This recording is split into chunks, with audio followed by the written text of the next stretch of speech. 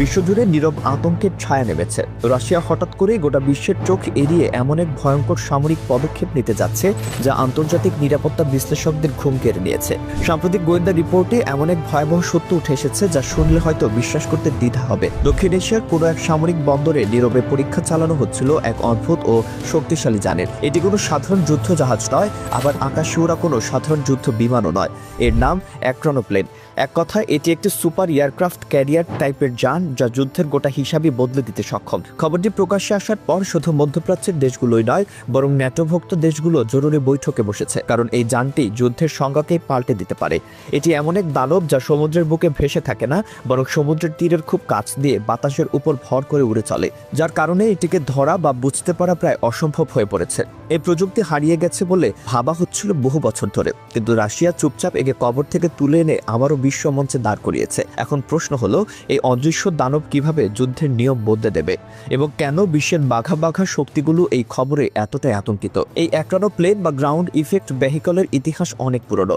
Soviet ইউনিয়নের সময়, বিশেষ করে 1960 থেকে 1970-এর দশকে রাশিয়া এমন এক ধরনের যান তৈরি করেছিল যা সমুদ্রের খুব কাছ দিয়ে পানির মাত্র কয়েক মিটার উপর দিয়ে উড়ে চলতে পারে। সমুদ্রের বুকে যখন বিশাল এই যানটি তার ছায়া ফেলে দ্রুত গতিতে এগিয়ে যায়, তখন প্রকৃতির সাথে তার এক অদ্ভুত খেলা চলে। এটি জাহাজের মতো পানিতে ডুবে থাকে না, আবার বিমানের মতো আকাশে ওড়ে না। এটি ঠিক দুটোর মাঝামাঝি অবস্থানে আছে। এই বিশেষ গ্রাউন্ড ইফেক্টের কারণে এটি বাতাসের একটি চাপ তৈরি করে যা তাকে পানির উপর ভাসতে সাহায্য করে। ফলে এটি সাধারণ কোনো জাহাজের চেয়ে অনেক বেশি ভার বহন করতে পারে এবং জ্বালানি খরচও তুলনামূলকভাবে অনেক কম হয়। সোভিয়েত ইউনিয়নের এই প্রযুক্তি ব্যবহার করে বিশাল আকারের সামরিক অ্যাক্রোনোপ্লেন বানিয়েছিল, যা ছিল তাদের সামরিক শক্তির প্রতীক। কিন্তু সোভিয়েত ইউনিয়ন ভেঙে যাওয়ার পর বিশ্ব ভেবেছিল এই প্রকল্পের ইতি ঘটেছে। সে সময় রাশিয়ার অর্থনৈতিক অবস্থা এতটাই খারাপ ছিল যে অনেকেই ধারণা করেছিল এই বিশাল প্রযুক্তি বিলুপ্ত হয়ে গেছে, কিন্তু বাস্তবতা ছিল সম্পূর্ণ ভিন্ন। রাশিয়াকে পুরোপুরি বাদ দেয়নি, তারা গোপনে এই প্রযুক্তির উন্নয়ন চালিয়ে গেছে। বিভিন্ন সামরিক গবেষণা সংস্থা অন্ধকারে থেকে এই যানকে আরও শক্তিশালী ও আধুনিক করার কাজে লেগেছিল, যা গোটা বিশ্ব জানতেও পারেনি। গোয়েন্দারা এখন যে অ্যাক্রোনোপ্লেনের কথা বলছে সেটি কিন্তু আগের মডেলগুলোর মতো শুধু পরিবহন বা টহলের জন্য নয়। এটি এখন একটি চলমান এয়ারক্রাফট ক্যারিয়ার প্ল্যাটফর্মের মতো কাজ করতে সক্ষম। ভাবুন তো, একটি জাহাজ যে নিজেই একটি ভাসমান বিমানবাহী জাহাজের মতো, এটি নিজেদের সঙ্গে ড্রোন যুদ্ধ বিমান, নজরদারি যন্ত্র এবং ভারী অস্ত্র বহন করতে পারে। এর গতি প্রতি ঘন্টায় প্রায় 600 কিলোমিটার। এটি প্রচলিত জাহাজ বা এয়ারক্রাফট ক্যারিয়ারের তুলনায় অনেক দ্রুত। সাধারণত একটি বড় নৌবহরকে এক জায়গা থেকে আরেক জায়গায় যেতে কয়েকদিন সময় লাগে, কিন্তু এই অ্যাক্রোনোপ্লেন মাত্র কয়েক ঘন্টার মধ্যে বিশাল দূরত্ব পাড়ি দিতে পারে। যুদ্ধের সময়ের মূল্য কতটুকু তা কোনো সামরিক কর্মকর্তাকে জিজ্ঞাসা করলেই বোঝা যাবে। এই যানটি তুলনামূলক কম খরচে পরিচালনা করা সম্ভব এবং মাত্র কয়েক ঘন্টার মধ্যেই শত্রু উপকূলে ঢুকে পড়তে পারে। সবচেয়ে ভয়ঙ্কর বিষয় হলো, যুদ্ধের সময় এটি কোনো রকম প্রস্তুতি ছাড়াই আচমকা উপস্থিত হতে পারে। এর মানে শত্রুপক্ষের জন্য কোনো প্রতিরক্ষামূলক সময় থাকবে না। বিশেষজ্ঞরা বলছেন এই অ্যাক্রোনোপ্লেন ব্যবহার করে দ্রুত সেনা নামানো, ড্রোন ও ফাইটার জেট মোতায়েন করা সম্ভব। এটা শুধু সমুদ্রেই নয়, ছোট নদীতেও চলতে পারে। এই কারণেই বিশ্বের বাঘা বাঘা দেশগুলো এখন চরম উদ্বেগে রয়েছে। কিন্তু এর থেকেও বড় বিষয় হলো, এই দানবটিকে ধরা প্রায় অসম্ভব। সাধারণ রাডার দিয়ে এটাকে ধরা অত্যন্ত কঠিন। রাডারের যে চোখ সারা আকাশ নজরে রাখে, এই যানটি সেই চোখকে ফাঁকি দিতে পারে, কারণ এটি খুব নিচু দিয়ে চলে।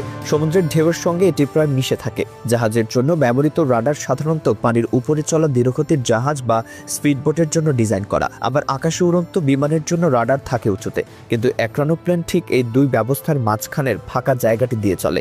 এটি এতটাই নিচু দিয়ে উড়ে যায় যে রাডারে তা ধরা পড়ে না। ফলে অনেক উন্নত মানের রাডারও এটাকে ট্র্যাক করতে পারে না। এই কারণে আমেরিকা বা মধ্যপ্রাচ্যের দেশগুলো প্রথমে তেমন কিছু টের পায়নি বলে ধারণা করা হচ্ছে। তারা হয়তো ভেবেছিল এটি সাধারণ কোনো নৌযান, কিন্তু যখন গোয়েন্দা রিপোর্টে স্পষ্টভাবে উঠে এলো যে এটি একটি উন্নত সামরিক অ্যাক্রোনোপ্লেন, তখন পরিস্থিতি সম্পূর্ণ বদলে গেছে। ন্যাটোর দেশগুলো তখন বুঝতে পেরেছে যে এটি শুধু আঞ্চলিক কোনো অস্ত্র নয়, বরং বৈশ্বিক নিরাপত্তার জন্য নতুন ধরনের চ্যালেঞ্জ। এই অ্যাক্রোনোপ্লেন কি করতে পারে সেটা এখন বিশ্বের বড় বড় সামরিক শক্তিগুলোকে ভাবিয়ে তুলেছে। অনেক বিশ্লেষকের ধারণা চীন এই বিষয়ে অনেক কিছুই জানে, কিন্তু প্রশ্ন হলো রাশিয়া কেন এখন এটাকে সামনে আনছে? অনেকে মনে করছেন বর্তমান বিশ্বের রাজনৈতিক পরিস্থিতি এর উত্তর। ন্যাটো ও পশ্চিমা দেশগুলোর সঙ্গে উত্তেজনা, নিষেধাজ্ঞা সবকিছু মিলিয়ে রাশিয়া এমন কিছু দেখাতে চাইছে যা পুরো বিশ্বের সামরিক হিসাব পাল্টে দেয়। আগের মডেলের সঙ্গে নতুন একরানো প্লেনের পার্থক্য চোখে পড়ার মতো। পুরনো সোভিয়েত একরানো প্লেনগুলো ছিল বিশাল, ভারী ও প্রযুক্তিগতভাবে কম উন্নত, কিন্তু গোয়েন্দারা বলছেন বর্তমানে যেটি তৈরি করা হয়েছে সেটি সরাসরি যুদ্ধ মিশনের জন্য প্রস্তুত। এটা গোটা বিশ্বকে হেফিয়ে তুলতে পারে। অনেকে এটা মানতে পারছেন না বা সহজে বিশ্বাস করতে চাইছেন না, কারণ এই ধরনের প্রযুক্তির ব্যবহার গোটা বিশ্ব এর আগে কখনো দেখেনি। তাই অনেকে বুঝতে পারছেন না যে এটা ঠিক কতটা শক্তিশালী। এখন সময় বলে দেবে রাশিয়া এটাকে ঠিক কী কারণে বের করেছে এবং এটাকে কি কাজে ব্যবহার করা হবে। কিন্তু একটি বিষয় স্পষ্ট, বিশ্বের যে পুরনো নিরাপত্তা ভাবমূর্তি ছিল তা এখন ধূলিসাৎ হয়ে যাওয়ার জোগাড়। যখন সমুদ্রের বুকে বিশাল এই দানবটি অদৃশ্য হয়ে ছুটে চলে, তখন কোনো দেশের উপকূলই নিরাপদ থাকে না। রাডারের স্ক্রিনে যখন কিছুই দেখা যায় না, কিন্তু আকাশে তখন হঠাৎ করেই শত্রুপক্ষের ড্রোন ও মিসাইল বর্ষণ শুরু হয়। তখন যুদ্ধের ময়দানে কি পরিণতি ঘটে তা ভেবেও শিউরে উঠতে হয়। রাশিয়ার এই নীরব পদক্ষেপ কি তবে তৃতীয় বিশ্বযুদ্ধের নতুন কোনো সূচনা, নাকি এটি কেবল একটি কৌশলগত ভয় দেখানো?